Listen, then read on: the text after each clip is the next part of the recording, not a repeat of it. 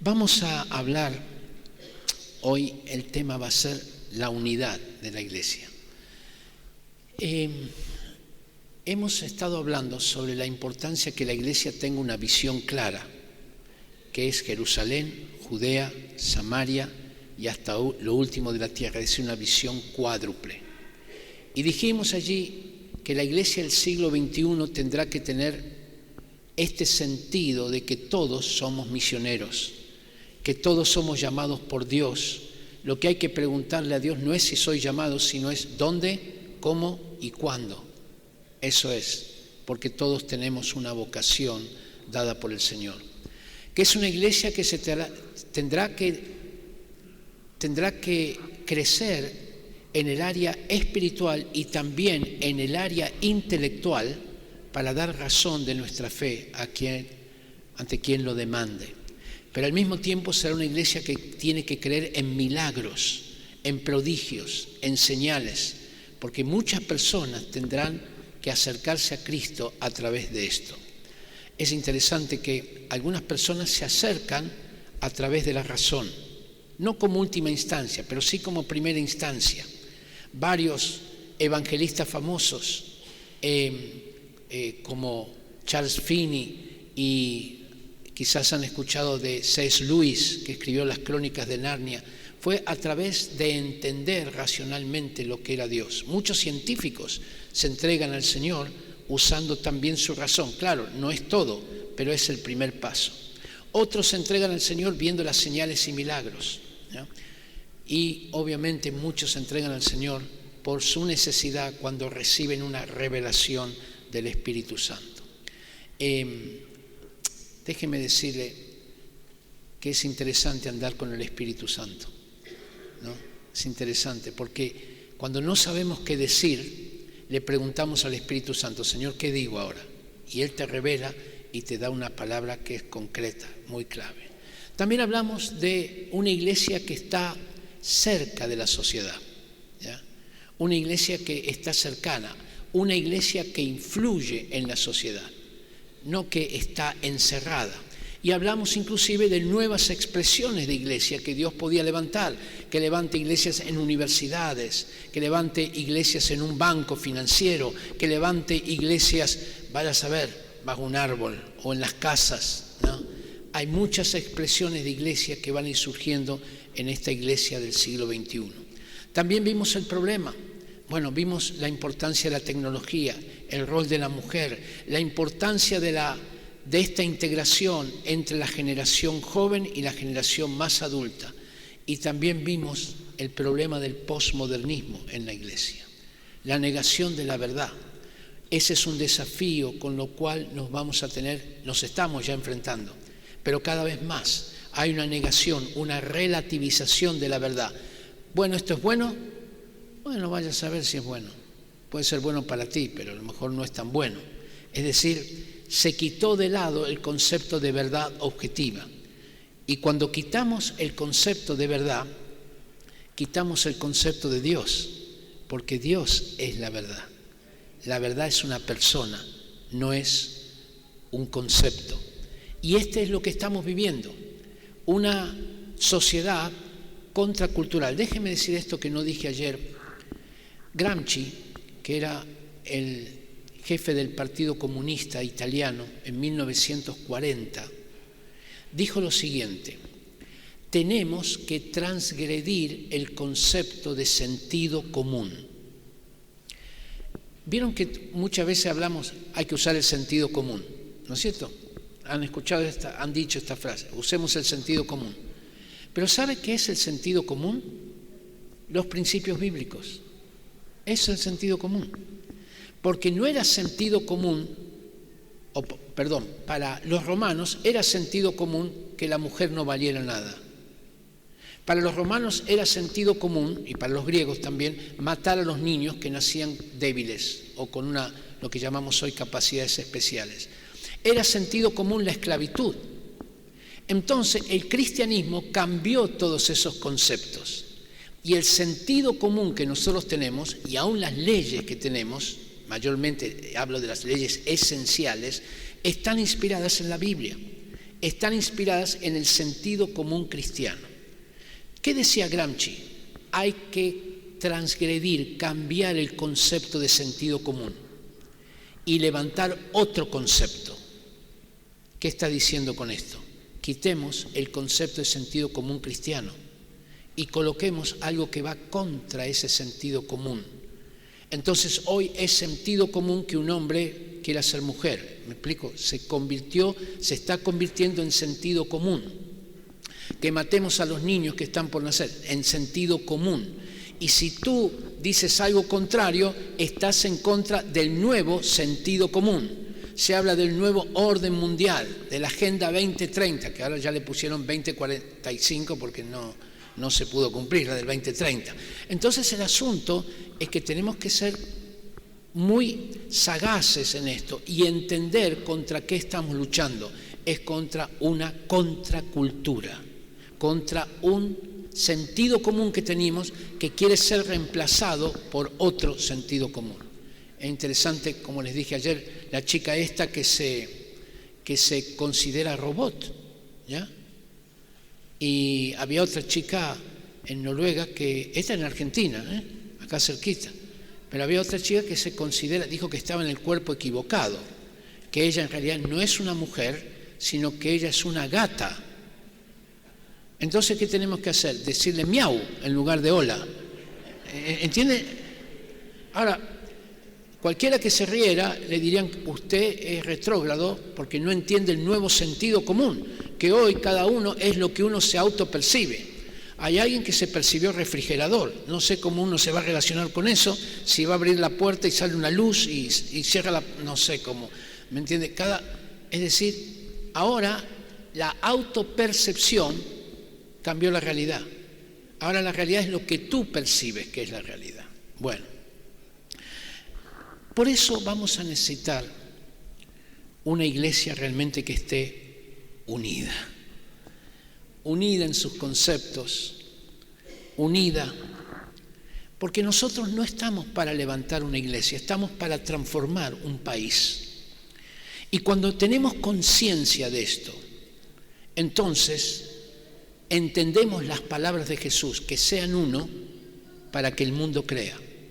La unidad es un elemento esencial. Yo estoy con algunos pastores y algunos me dicen, pero la unidad no es necesaria para que haya avivamiento. Bueno, yo creo que la Biblia es clara, que sean uno para que el mundo crea. Entonces vamos a repasar, vamos a ver un poquito el libro de Hechos, ¿ya? Y ver cómo en la iglesia primitiva le daban tanta importancia,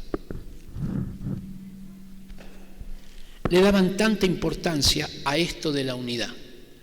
Dice Hechos capítulo 2, verso 1, dice que estaban todos unánimes juntos y de pronto vino el Espíritu Santo sobre ellos y hablaban en nuevas lenguas, ¿no?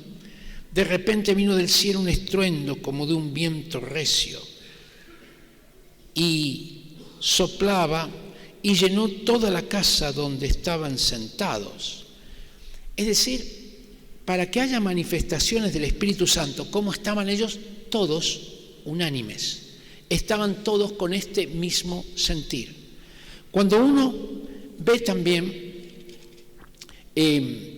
Hechos capítulo 2, verso 46, dice que estaban perseverando unánimes cada día en el templo, partiendo el pan en las casas, comían juntos con alegría y sencillez de corazón, y el Señor añadía cada día a la iglesia los que habían de ser salvos. Aquí hay otro elemento importante. ¿Qué pasaba para que se añadan más personas? Que estaban todos unánimes.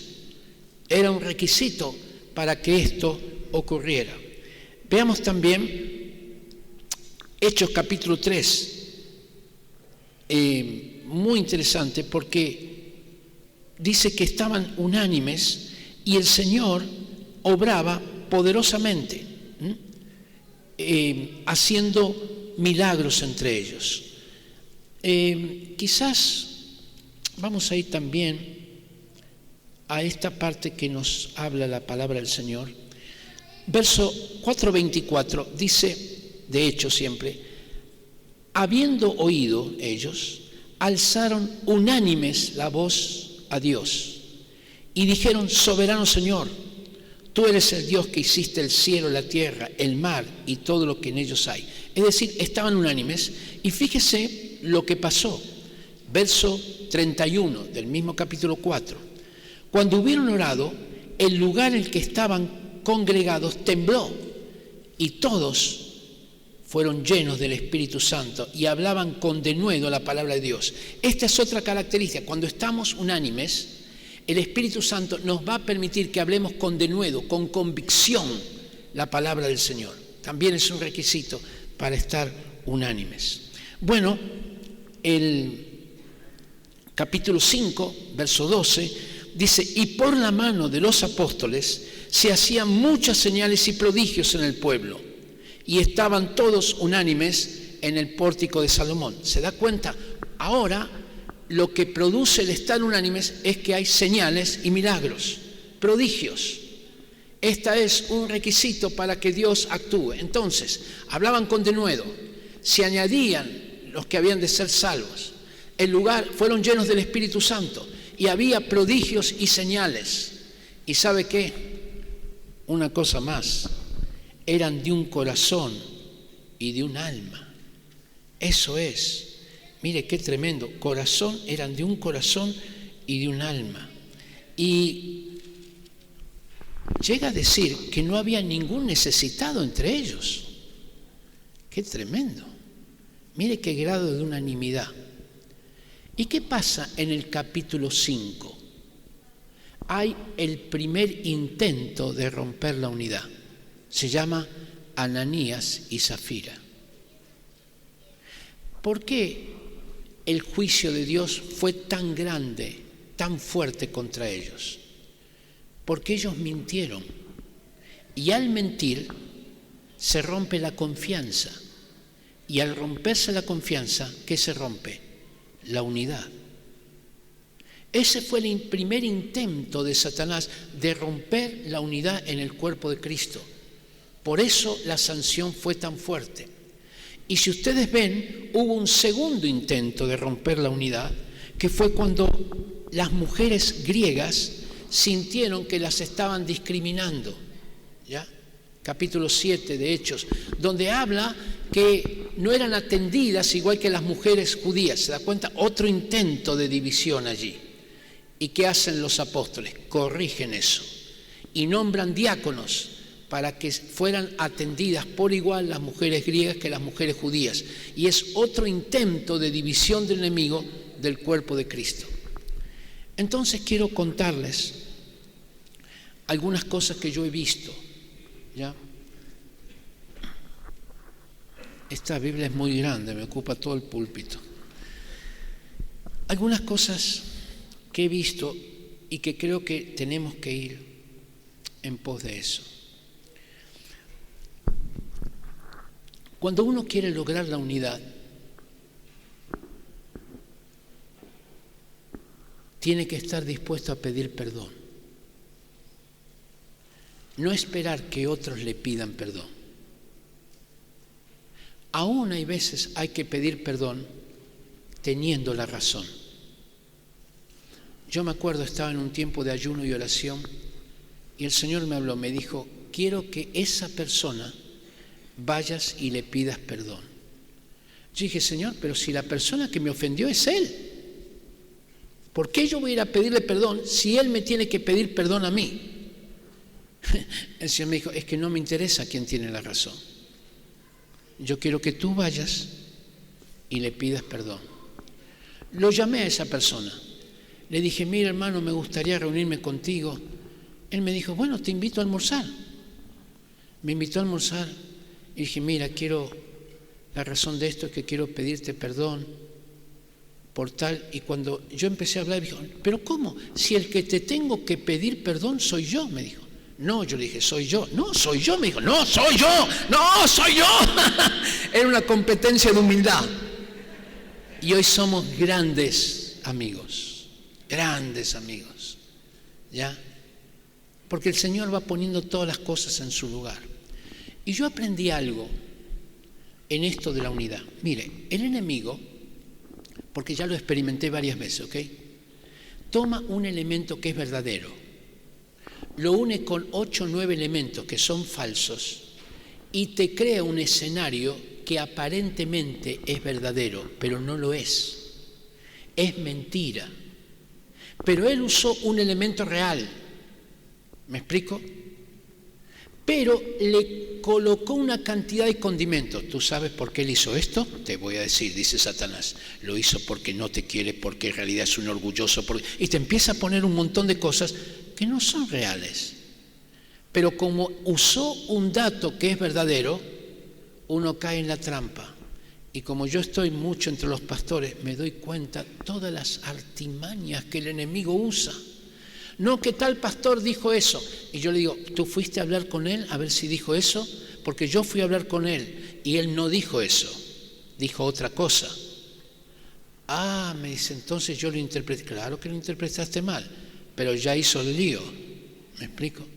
Por eso es tan importante entender esto, estar dispuestos a pedir perdón y estar dispuestos a conversar las cosas. Una cosa muy importante, nunca escuches una sola parte, escucha ambas partes. Te vas a llevar muchas sorpresas. La Biblia dice esto, que viene uno y te convence, pero después viene otro y lo descubre, ¿ya? Porque no es exactamente, cada persona te va a contar su versión, pero es su versión, no significa que es la verdad. Necesitas escuchar y veo tanta falta de esto, de escuchar a ambas partes. Tampoco tomes ofensas ajenas. Si alguien se enojó con otra persona, tú no te enojes porque el otro se enojó con otra persona. No es tu ofensa. Trata de ser reconciliador y decir, mira, a lo mejor entendiste mal. ¿Por qué no hablamos juntos con esa persona? ¿Por qué no tratamos de aclararlo? ¿Por qué no vamos poniendo las cosas en la luz? ¿Ya? Y cuando hacemos esto, queridos, nos vamos a evitar un montón de problemas. Vamos a tener este sentido de pedir perdón unos a otros, de humillarnos delante del Señor. ¿Sabe? Muchas veces el problema de la falta de unidad, ¿sabe qué es? Los egos, muy altos, muy altos.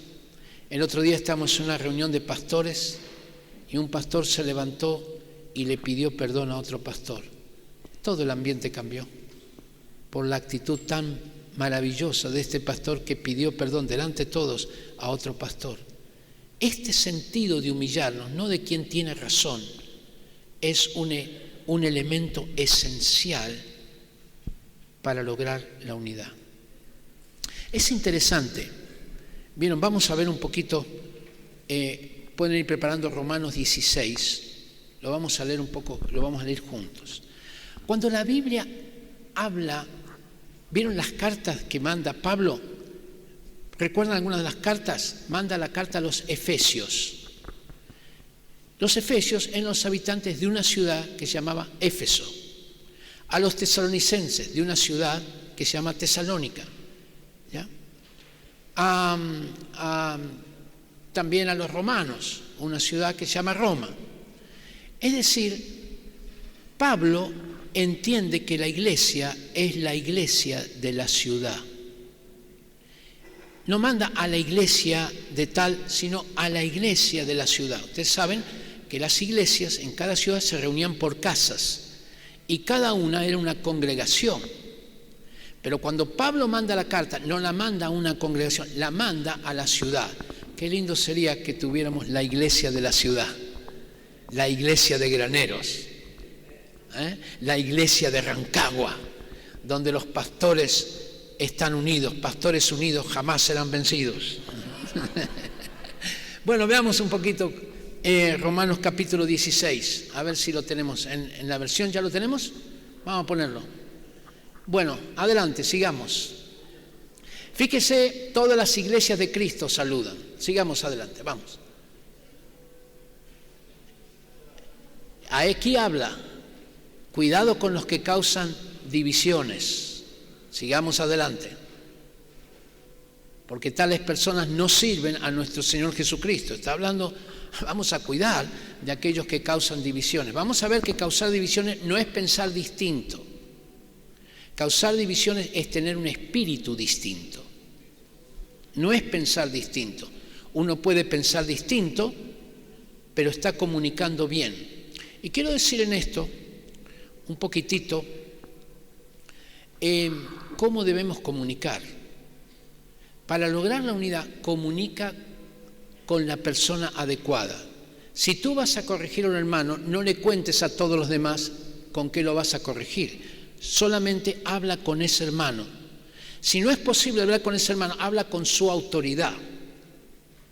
No permitas el chisme. Viene una persona y me dice, pastor, ¿usted sabe lo que el pastor tal hizo? Yo digo, no sé. Mire, ni me interesa. No, pero es que yo quiero contarle para que oremos. No, yo puedo orar en el Espíritu, no necesito saber todo eso. Yo no necesito saber si no estoy en autoridad de esa persona. Es decir, comunicar bien, comunicar a la persona correcta. No comuniques a cualquier persona. ¿Ya? Comunica en el tiempo correcto. Hay veces las noches no es muy bueno para comunicar noticias duras. Hagámoslo en la mañana mejor. Las noches son más difíciles. ¿Ya? Entonces, aprendamos a comunicar en el tiempo correcto.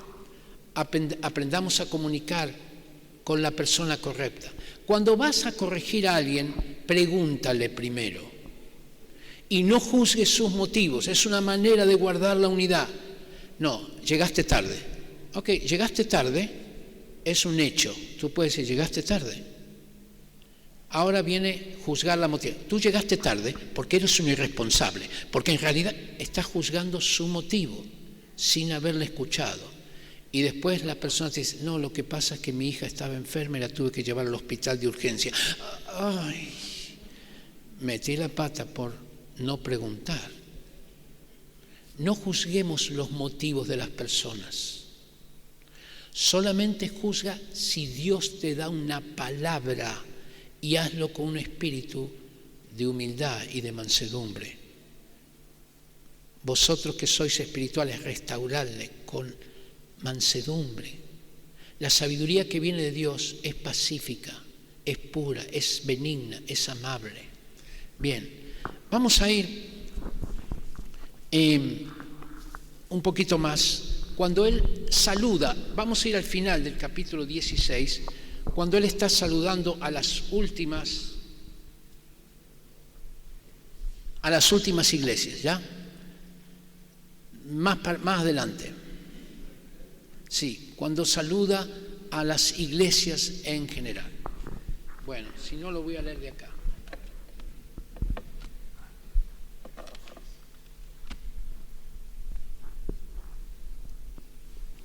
Vamos a leerlo de aquí y ahí me va a seguir para que ustedes lo puedan leer. Romanos capítulo 16. Fíjese, vamos a empezar del versículo 3. Saludad a Priscila y Aquila, ¿ya? Colaboradores en Cristo Jesús, que expusieron su vida por mí, y también a todas las iglesias de los gentiles, está diciendo ahí. Saludad a la iglesia de su casa. Había una iglesia en la casa de él, ¿ya? De Priscila y Aquila. Saludad a Epeneto. Saludad, verso 6, saludad a María.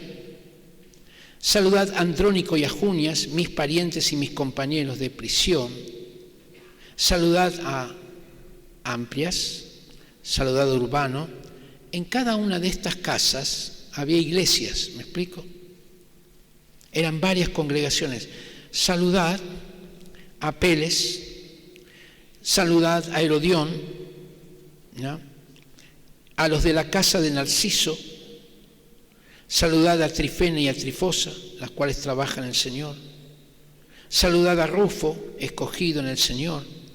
Saludad a Cíntrico, a Frigonte y a los hermanos que están con ellos.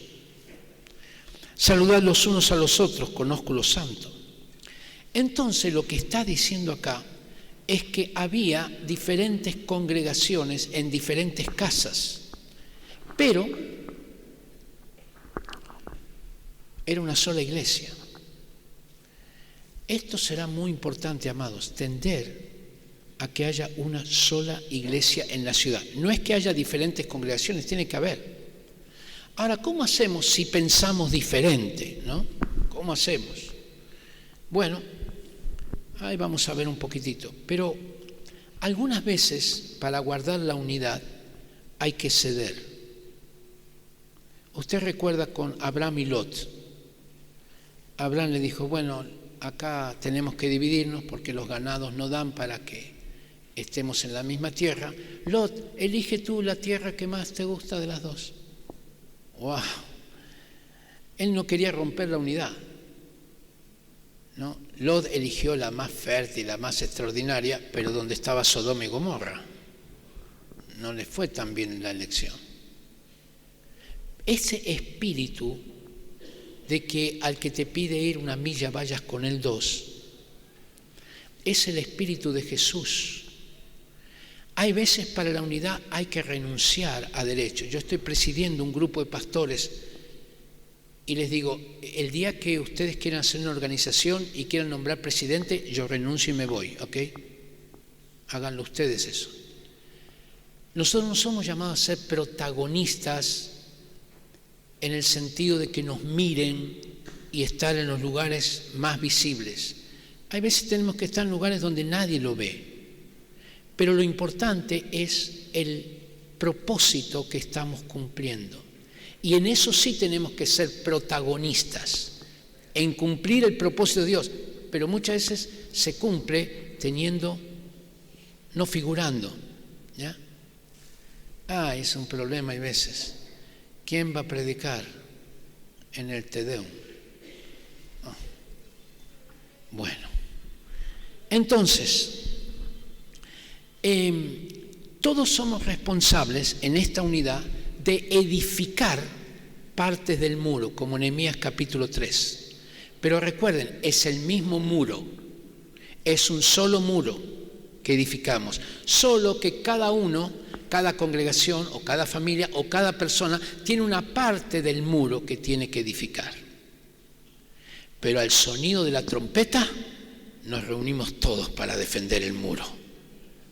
¿Ya? No es que uno dice, no, ¿sabe qué? Que yo estoy tan contento con esta parte del muro que no importa lo que pase con la otra parte del muro. Sí, porque si por la otra parte del muro entra el enemigo, te destruye todo, aún tu parte. Entonces tenemos que tener este sentido común bíblico. Una cosa que yo lo entendí hace unos años atrás recién, es una revelación tremenda. Y es que yo no soy Jesús. Tremenda esa revelación. Ahora, es importante entender esto. Porque si alguien le pregunta, ¿usted es Jesús? No, pero se comporta como si él fuera Jesús. ¿Quién es Jesús? El cuerpo de Cristo. Todos nosotros en conjunto somos Jesús. ¿Entiende? El cuerpo de Cristo. Y entender esto significa que yo estoy dispuesto a que otro me enseñe. Estoy dispuesto a que otro me corrija. Estoy dispuesto a que otro ore por mí. Estoy dispuesto a que alguien me aconseje. Estoy dispuesto a ser parte del cuerpo de Cristo. Cuando que nos creemos Cristo no pedimos consejo, no pedimos ayuda. Somos autosuficientes, no confesamos nuestros pecados, no pedimos que otros oren por nosotros, no nos dejamos enseñar, no nos dejamos reprender. Actuamos como si fuéramos Jesús. Por eso digo que es una revelación que parece obvia, pero muchos todavía no hemos tenido esta revelación. Y actuamos como si fuéramos Jesús, y no lo somos. La verdad es que Cristo es la suma de todos los miembros del cuerpo. Por eso a la iglesia se le llama el cuerpo de Cristo. Es por eso, sencillamente. Y entonces hay algunos anhelan la unidad, ¿no? Y dicen, mira, que seamos uno, que todos vengan a mí. Eso no es muy unidad. ¿Me explico? Todos tenemos que ir a algo mayor, a nosotros mismos. Claro, que vengan a mí. Y algunos inclusive han tratado de eliminar las denominaciones y forman el grupo de los sin denominación, que es otra denominación. ¿Ya? Porque la cuestión radica en el orgullo, no en los nombres. ¿Podemos ser muchas organizaciones? Sí, podemos. Y voy a decir más, yo creo que es importante que lo seamos para que nadie crea que es la última Coca-Cola del desierto. Que nadie crea que es el que tiene toda la verdad. Porque estamos hablando de una verdad de un Dios que es infinito. Y nosotros vamos a poner el océano Pacífico en un vaso de agua. La Biblia dice muy claramente que en parte conocemos, y hay que tener esta humildad, en parte conocemos. Un día conoceremos como fuimos conocidos. Vemos ahora, a través de un oscuro velo, a través de un cristal oscuro, todavía no vemos todo. Bueno, yo te voy a explicar cómo va a ocurrir la segunda venida de Cristo. Número uno, yo no me animo a decir eso. ¿Ya? Tenemos una idea, la necesaria, pero hay que tener cuidado en estas áreas porque no tenemos todo el conocimiento, pero tenemos la verdad, que es una persona, es Jesús. Esa es la verdad. Y a partir de ello tenemos que tener la humildad. Así que no se trata que no haya denominaciones o organizaciones, pero sí se trata que haya un espíritu sectario. Yo soy el que tengo las llaves del reino. No, no es así, no las tienes. Y es interesante cuando uno comienza a ver la palabra del Señor. Vamos a ver 1 Corintios capítulo 12. Mire lo interesante del verso 4. Vamos a empezar por el verso 4, a ver si lo van a poner ahí. Dice, ahora bien, hay diversidad de dones, pero el Espíritu es el mismo. Ok, fíjese la palabra, diversidad, pero el mismo. Uy, qué interesante, ¿no? Diversidad, pero el mismo. ¿En qué somos uno? En el Espíritu, porque dice, pero el Espíritu es el mismo. Verso 5. Hay diversidad de ministerios, pero el Señor, es decir, Jesús, es el mismo. Otra vez, diversidad, pero es el mismo. Diversidad, pero unidad.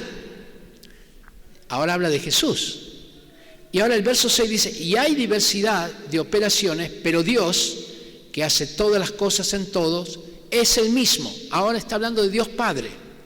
Es decir, que Espíritu, Hijo y Padre habla de diversidad, pero el mismo.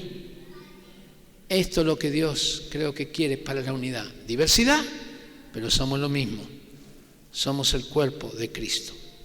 Y aquí hay dos tendencias en el cuerpo de Cristo. Verso 14. Seguimos en el mismo 1 Corintios 12, verso 14. Dice, además el cuerpo no es un solo miembro, sino muchos. ¿Te imaginas un hígado de 80 kilos? No, no funciona así. Si dijera el pie, porque no soy mano, no soy del cuerpo, por eso no será del cuerpo. Y si dijera la oreja, porque no soy ojo, no soy del cuerpo, por eso no será del cuerpo. Si todo el cuerpo fuese ojo, ¿dónde estaría el oído? Si todo fuese oído, ¿dónde estaría el olfato? Aquí hay un elemento que es menospreciarse a sí mismo. No, es que yo no puedo predicar. Entonces, no soy tan valioso. La palabra es clara. Tú no puedes decir, porque no soy mano, no soy del cuerpo. no tomes una actitud de inferioridad. Tú eres muy valioso. Y mucho de la palabra, cuando oro por personas, Dios me trae este concepto, este sentir de orar por las personas. Tú eres más de lo que tú piensas para el Señor. Y tú tienes una obra importante para hacer, porque la persona pareciera, lo que el Espíritu me indica está en la actitud, yo no sirvo. Para tener la unidad necesitamos a todos, porque todos son misioneros. Todos son, ¿qué son todos? Misioneros. Y la iglesia, está bien, somos nosotros, todos nosotros. Así que no te tires a menos. No digas, no me necesitan, sí te necesitamos.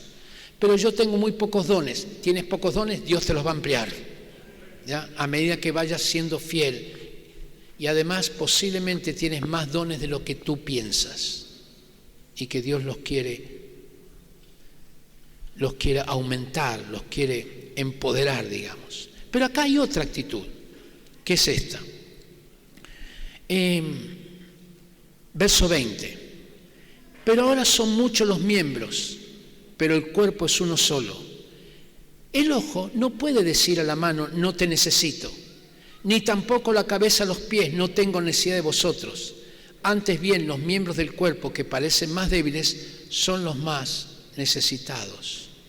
Aquí está la otra actitud, no te necesito, yo me la puedo solo, yo soy Jesús.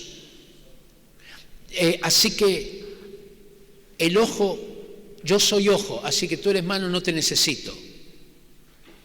Claro, cuando tiene que frotarse los ojos sí lo necesita, pero él cree que no lo necesita, ¿ya? Y la cabeza, no le puede decir a los pies, no, yo soy la cabeza, así que va a andar con la cabeza. No.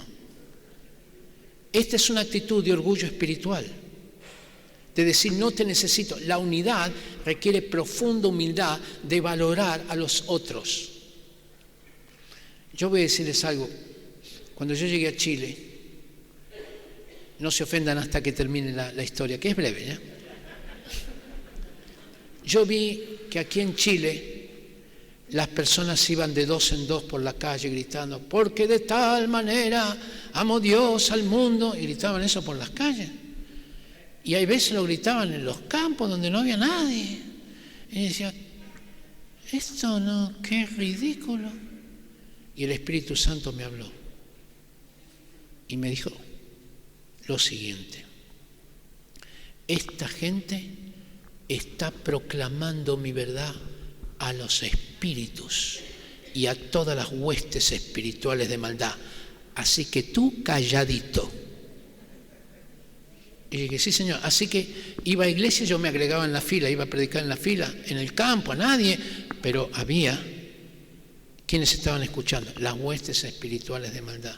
No digas no te necesito, porque en la iglesia tenemos diferentes clases culturales también. El otro día fui a un día de júbilo, ¿no? Y estaban los hermanos pentecostales. Tiri, tiri, tin, tin, tiri, tiri, tin, tin. Había una presencia de Dios cuando ellos cantaron. Después vinieron otros más modernos, lindo.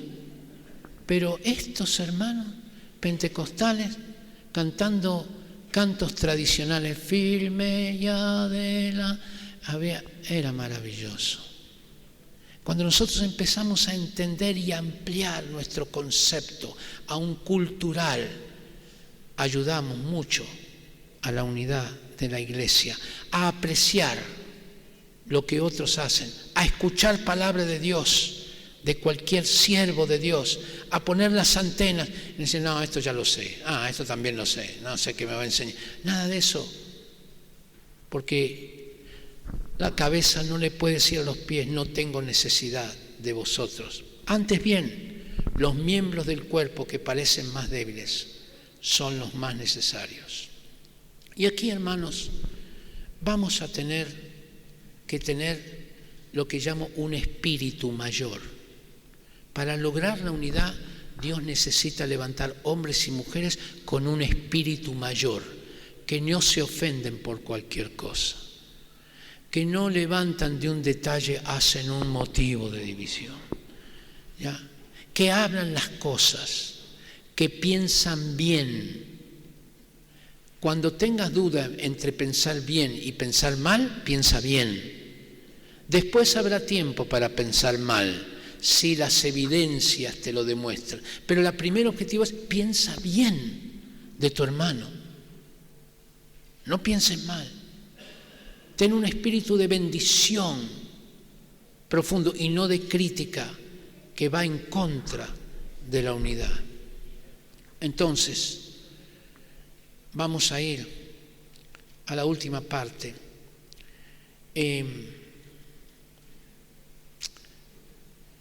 Cuando la iglesia es una, vamos a poder crear redes que trascienden nuestras organizaciones y denominaciones. Por ejemplo, ¿cómo alcanzamos a los empresarios? Yo estoy trabajando en levantar una red de empresarios. La primera, la verdad es esto, hace años atrás yo cuando era mucho más joven, discipulaba un grupo de empresarios. Y fue muy lindo, muy lindo. Pero había un empresario, era una calamidad ese empresario. Era terrible. No hacía nada de lo que le decíamos. Hace poquito me mandó un audio. Me dijo: Ricardo, todo lo que me enseñaste, ahora yo estoy levantando un nuevo ministerio en Estados Unidos a nivel global que se llama One Hope y fue tanta inspiración. ¿Y sabe qué? Me causó inspiración eso, que ahora quiero levantar una red de empresarios. Imagínese una red de empresarios en Chile, 500 empresarios, sueñe conmigo, ¿ya? Que oran juntos, que oran por la economía del país, que oran para que otros empresarios se entreguen a Cristo. Y hay un problema con la oración, un problema grave, que Dios la contesta. Y empiezan a entregarse a otros empresarios y empiezan a producir un cambio en la economía, porque en lugar de coludirse como hicieron las farmacias, los pollos y el confort y todo eso, siguen los principios de Dios y producen un cambio en el país. Se forman redes de empresarios. ¿Y por qué no formar redes de educadores?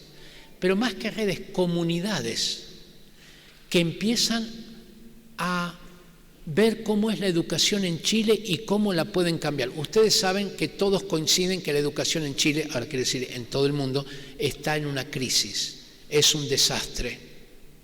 Tú vas a cualquier país, todos te dicen lo mismo. ¿No será que les falta Cristo en la educación? Porque la educación en Inglaterra, en Alemania, en Suiza, en Finlandia, que tanto hablan de Finlandia, tuvo como fundamento la Biblia. Las escuelas públicas, las públicas, no las religiosas, enseñaban la Biblia. Y así se formaron estos países que eran tremendos. Como yo les conté ayer, que puedes sacar, les conté a ustedes, ¿no? Lo de las flores en Suiza, que pueden sacar las flores y nadie va a robar nada. Sencillamente porque me dijeron, en Noruega, me dijeron, cuando acá a alguien se le pierde una cosa, lo que hacemos es, lo colocamos en el lugar que se perdió, pero en un lugar alto, para que la persona venga, porque se va a lo perdí en tal lugar, y lo recupere, nadie lo toca. ¿De dónde sacaron eso? De los principios bíblicos que estuvieron. Mira, estaba en Suecia y había 2 borrachitos, ¿no es cierto? Los borrachitos estaban diciéndole piropo a las chicas que pasan, borracho total. Pero cuando terminaron de hacer su show y de estar ahí, tenían las botellas, agarraron todas las botellas y toda la basura y la tiraron a la basura en su grado de borrachera y dejaron todo ordenado y limpio. ¿De dónde les viene eso? De la educación basada en los principios bíblicos. Entonces, imagínate que los educadores comienzan a orar juntos. 3.000 educadores. Y van al Ministerio de Educación y dicen, ¿sabe qué? Nosotros queremos que se incluya la vida de Jesús, no en las clases de religión, en las clases de historia. Porque si hay, la historia se divide antes de Cristo y después de Cristo, de lo único que no se habla es de Cristo. Entonces, mire qué buen argumento tenemos. Y Gabriela Mistral decía, hay que volver a Cristo a las aulas, decía ella, porque estudiamos a descubridores, conquistadores y libertadores, todos hombres violentos, y no hay ningún lugar para él, pura sangre de sacrificio que hizo todas las tareas humanas. Volvamos a Jesús, decía ella, premio Nobel chilena, premio Nobel de Literatura 1945. Imagínate, cuando nosotros empezamos a hacer esto para la gloria de Dios. Y acá viene lo más importante. No, lo más importante. Uno, podemos formar comunidades de pastores unidos, orando. Esta es la visión que tengo. 700 pastores que se reúnan a orar por un día o por 2 días. ¿Por qué digo 700? Porque en Chile hay 346 comunas. 2 por comuna te da casi 700. Ahora, si vienen más por comuna, magnífico. Imagínate, 2 pastores de graneros viniendo. Si quieren venir 5, magnífico. Orando a Dios por el país, en unidad, todos juntos, buscando a Dios. ¿Sabe qué va a pasar? En primer lugar, la fuerza del enemigo tiembla. Pero en segundo lugar, los gobiernos tiemblan. Los pastores unidos, ay Dios mío, lo que se nos viene. Porque hoy, yo he hablado con varios políticos, hablé con un senador, me dijo, ustedes pesan menos que ¿cómo se llama? Que un paquete de cabritas, me dijo. No pesan nada, si están todos divididos. Eso es lo que los gobiernos piensan de nosotros. Pero de pronto es un pueblo que ora, que busca a Dios, que recibe del Señor. Se presenta ante un gobierno, tiembla. Y no solamente porque somos 17% lo que seamos, sino porque hay un poder espiritual. Y tú vas a un gobierno y le dices, así dice el Señor. ¿Por qué? Porque los 700 pastores recibieron palabra de Dios. La iglesia no es de izquierda, no es de derecha, ni es de centro. La iglesia es de arriba. Responde a Jesucristo. No se casa con ningún gobierno, sino que tiene un sentido profético. Pero para esto se necesita la unidad de los pastores, la unidad de la iglesia que ora en un solo sentir, que no toma partido político, sino que da la palabra de Dios. No importa si es de derecha, si es de izquierda, no nos interesa. Lo que nos interesa es si está siguiendo los principios de Dios. Y si no lo está siguiendo, lo decimos. Y si lo está siguiendo, los animamos. No importa de qué tendencia sea. Y uno puede descubrir que en un mismo gobernante hay cosas que está haciendo bien y otras que está haciendo mal. Y algunas de la tendencia, no, todo está haciendo mal. No, tenemos que seguir los principios bíblicos. O el otro, no, como es de tal tendencia, está haciendo todo bien. No, señor. Nosotros tenemos que estar independientes de cuestiones de tendencias políticas, porque la iglesia tiene un rol profético y tiene que ser una para poder dar la palabra de Dios. La iglesia no debe venderse, la iglesia no debe arrendarse, no debe vender su primogenitura porque te dieron un terrenito, no debe vender su primogenitura porque declararon el día del evangélico, ni porque te nombraron capellán de no sé qué, sino tienes que estar fundamentado en la palabra de Dios. Y tenemos que entender aquí lo que son los privilegios gremiales y los privilegios de una sociedad. Por ejemplo, si alguien nos dice, a ustedes los evangélicos les vamos a dar el día del evangélico. Qué lindo, ¿no? Pero eso sí, no nos molesten cuando proclamemos la ley de aborto. No. Los intereses gremiales, es decir, de los evangélicos, no están por encima de los intereses de una nación. ¿Me explico? Yo prefiero que no haya día del evangélico, pero que tengamos la libertad de hablar con franqueza que el aborto va contra los principios de Dios. ¿Ya? No, pero le vamos a dar un terrenito. Sí, está bien, gracias por el terrenito, pero nosotros vamos a seguir siendo fieles a los principios de Dios, con terrenito o sin terrenito. ¿Ya? Es interesante que los profetas no comían la comida del rey, no se alojaban en el palacio del rey, y la mayoría ni vivía en la ciudad del rey. ¿Por qué? Porque eran independientes para poder dar la palabra de Dios. Y ahí estaba Natán, que le dijo a David: David, Dios te construirá casa, se alegra de ti. Y el mismo Natán, unos meses después, dijo: David, por cuanto pecaste con Betsabé y mataste a Urías Eteo, viene sanción sobre ti. El mismo profeta. ¿Se da cuenta? ¿Le profetizó bien? ¿Le profetizó mal? Porque él no era amiguito del poder. Nosotros no somos amiguitos del poder, somos amiguitos del Señor. Y entonces decimos lo que Él dice, ¿ya? Y no nos conformamos con una cosa u otra. Imagínese redes de comunicadores. Yo más que redes le llamo comunidades que oran juntos, que buscan a Dios. Y quiero animarte a este tipo de redes. Quiero animar a los pastores, quiero animar a los miembros, quiero redes que formemos donde personas con un mismo sentir están orando por eso. Porque, por ejemplo, si tú vas a alcanzar un empresario, cualquiera le puede alcanzar, sí. Pero indudablemente otro empresario que ya conoce de Jesús sabe qué áreas hay que tocar. Porque los empresarios tienen hasta su propio idioma. Dice, quebré, te quebraste la rodilla. No, la empresa. Sí. Ellos tienen su propio idioma, sus propios problemas. Entonces empezamos a orar por ellos en una forma con empresarios cristianos, entendiendo su problemática, entendiendo dónde están. Lo mismo con los artistas, hay que formar comunidades de artistas. ¿Por qué? Porque ellos tienen una manera cultural de pensar también, ¿ya?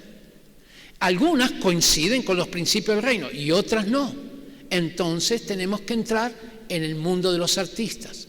Tenemos que entrar en el mundo de los científicos. Yo soñaría con tener una comunidad de científicos, ya que están estudiando la ciencia desde los principios de Dios y que se reúnen ahora. Ya una vez me reuní con ellos, pero no tengo tiempo para reunirme con cada uno, ¿me explico?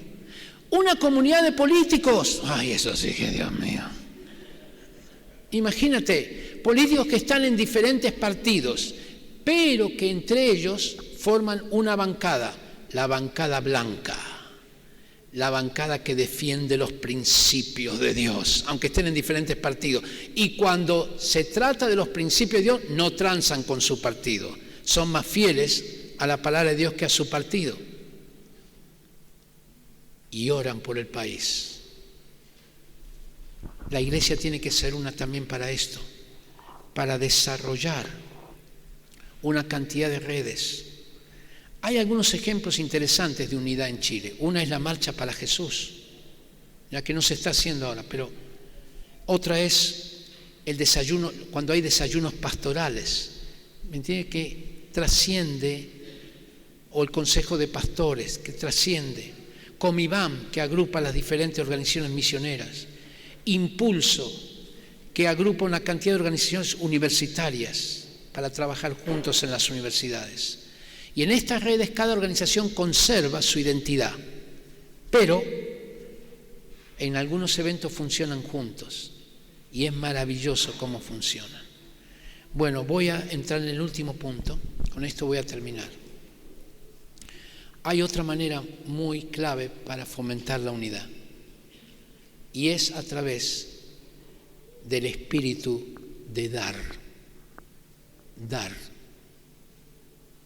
Cuando uno da, sale de sí mismo y fomenta la unidad. Imagínate una iglesia que ora por otra iglesia, ¿no? Y los miembros de la iglesia dicen, pero pastor, hay que orar por nuestra iglesia. Sí, pero también vamos a orar por la otra iglesia, pidiendo que Dios le prospere y le bendiga, o está dando oración. Y además, me doy cuenta que están construyendo su templo y están poniendo el techo. Podríamos levantar una ofrenda para ellos. Pero pastor, tenemos que edificar nuestro propio templo. Sí, pero vamos a dar una ofrenda para que el otro pueda edificar su templo.